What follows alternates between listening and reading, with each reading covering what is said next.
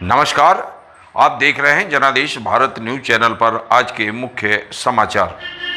मैं राम गोपाल धनगर।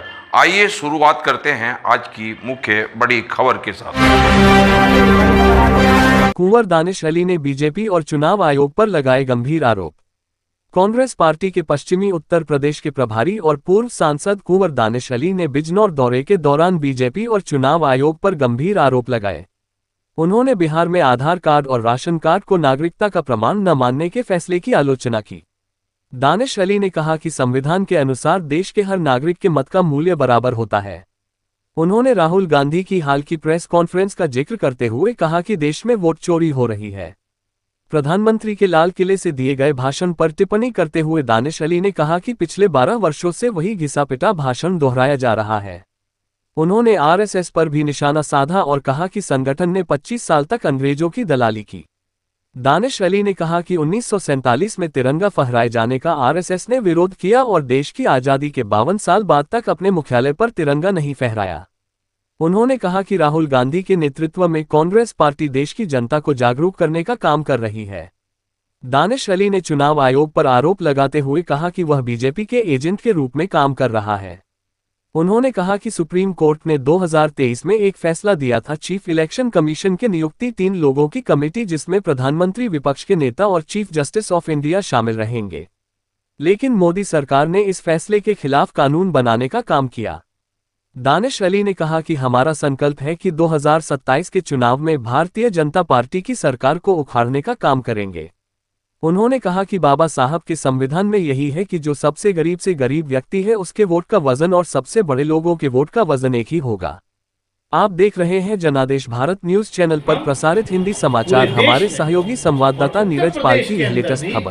कांग्रेस का संगठन लगातार मजबूती की ओर बढ़ रहा है और एक बड़ी ताकत, हमें पूरा यकीन है कि हम जो अभी पंचायत के इलेक्शंस होंगे, आपने देखा उत्तराखंड के अंदर भी कैसे वहां भी डकैती डालने की कोशिश की, हाईकोर्ट बीच में आया, आपको पता उसकी नहीं दिलाई। चंडीगढ़ का मेयर का इलेक्शन किससे छुपा हुआ नहीं था, सरेआम सीसीटीवी फुटेज के अंदर। लेकिन ये लोग हेडलाइन बदलते हैं। ऐसा कोई मामला हो गया तुरंत हेडलाइन बदल दो, तुरंत कोई ऐसा मुद्दा ले आता। जनता जागरूक हो चुकी है। उत्तर प्रदेश में आने वाले लोकल बॉडीज के इलेक्शन, पंचायत के चुनाव में पार्टी पूरी मजबूती के साथ लड़ेगी। उत्तर प्रदेश का आने वाला विधानसभा चुनाव में पार्टी का संकल्प है और विश्वास है कि हम यहां से भारतीय जनता पार्टी की सरकार को उखाड़ फेंकने का, जब तक प्योर वोटर लिस्ट नहीं बन जाए, जब तक हम जो ऐसे लोग, देखिए क्या है संविधान, क्या है, बाबा साहब ने जो संविधान दिया, संविधान के रचयिताओं ने जो संविधान, इसमें यही तो है ना कि गरीब से गरीब जो फुटपाथ पे सो रहा है, जिसके सर पे छत नहीं है, उसके वोट का वजन और इस देश के सबसे बड़े अरबपति अडानी और अंबानी के वोट का वजन एक ही होगा। आज उसको छीनने की कोशिश हो रही है। अन्याय के खिलाफ लड़ाई लड़ना कांग्रेस के डीएनए में है, हमारे पुरखों के डीएनए में है। ये आज़ादी ऐसे ही नहीं हासिल की गई थी, हमारे पुरखों ने कुर्बानियां दी हैं। ये जो आज सत्ता में बैठे हैं, इनका कहीं नामो निशान नहीं था। ये तो अंग्रेजों की दलाली कर रहे थे, अंग्रेजों की मुखबरी कर रहे थे, अंग्रेजों से माफी मांग रहे थे। जो आज सत्ता में बैठे हैं, उस वक्त भी जब अंग्रेज डिवाइड एंड रूल की पॉलिसी कर रहे थे, तब भी अंग्रेजों के साथ थे और आज भी वही काम करता। जो कल उपयोग किया अपनी राजनीति, अपने आइडियोलॉजिकल ऑर्गेनाइजेशन के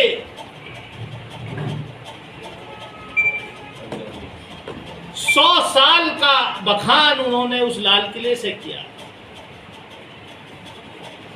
उनकी उस ऑर्गेनाइजेशन का इतिहास किसी से छुपा नहीं है कि 25 साल आजादी, 100 साल में 25 साल अंग्रेजों की दलाली और गुलामी करने का काम किया।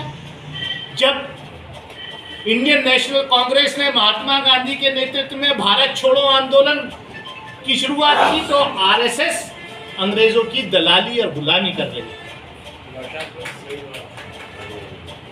जब ये तिरंगा फहराया गया 1947 को, तो इस तिरंगे की मुखालफत आरएसएस ने की। देश आजाद होने के 52 साल तक अपने हेडक्वार्टर पे तिरंगा नहीं फहराने का काम। इसी आरएसएस ने देश का संविधान जब बाबा साहब डॉक्टर भीमराव अंबेडकर ने सौंपा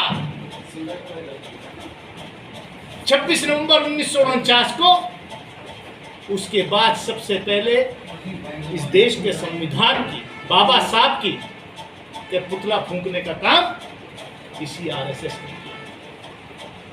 और जब महात्मा गांधी की हत्या की नाथूराम गोडसे ने, तो इतिहास किसी से छुपा नहीं है कि सरदार वल्लभ भाई पटेल देश के गृह मंत्री थे, यही आरएसएस को बैन किया। कल उस पवित्र लाल किले से, जहां देश के पहले प्रधानमंत्री से लेकर के सबने, वो प्रतीक है देश की एकता अखंडता का, कि प्रधानमंत्री जब लाल किले पर चढ़ करके उस देश को संबोधित करेंगे तो वो पूरे देश को एक धागे में पिरो करके वो पूरे देश के प्रधानमंत्री के रूप में संबोधित करेंगे। लेकिन इतनी संकीर्ण सोच, इस तरीके का भाषण, लोगों को बांटने का भाषण, कि डेमोग्राफी बदल रही है, ये क्या है? आप 12 साल से क्या कर रहे हैं? आप 11 साल हो गए, आप क्या कर रहे हैं? नौजवानों को रोजगार देंगे, रोजगार देंगे, क्या देंगे? कि जो आपके टीवी चैनल के बाहर अगर पकौड़ा तल रहा है तो वो वाला रोजगार, वो भी रोजगार खराब नहीं है, लेकिन आपने कहा 2 करोड़ रोजगार हर साल। क्या किसानों की आमदनी 2022 में दुगनी कर रहे थे।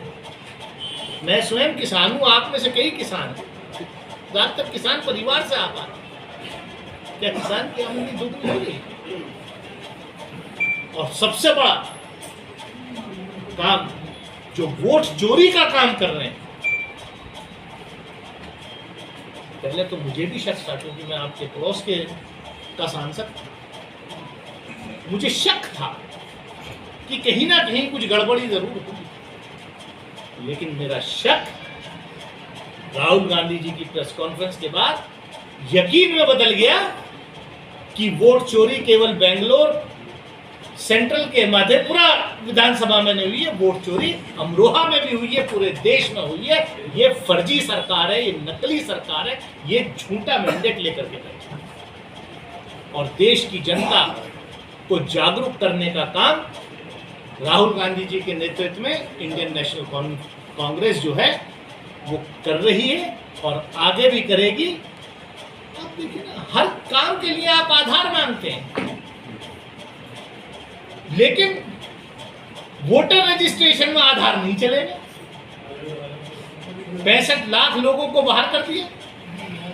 65 लाख तो बिहार में वोटर लिस्ट से बाहर हो गए, और करीब 50 लाख ऐसे हैं जो फॉर्म भरे गए हैं। वो कह रहे हैं 65 लाख में तो फॉर्म नहीं भरे, जो फॉर्म भरे हैं उसमें 50 लाख से ज्यादा ऐसे फॉर्म है जिस पर बीएलओ ने लिखा है कि नॉट रिकमेंडेड। तो 1 करोड़ से ज्यादा, 7.9 करोड़ में से 1 करोड़ से ज्यादा लोगों का मताधिकार छीन लिया गया, उनको बाहर कर दिया। ऐसी ही बड़ी खबरों के लिए जुड़े रहिए हमारे साथ, देखते रहिए जनादेश भारत न्यूज़ चैनल पर समाचार।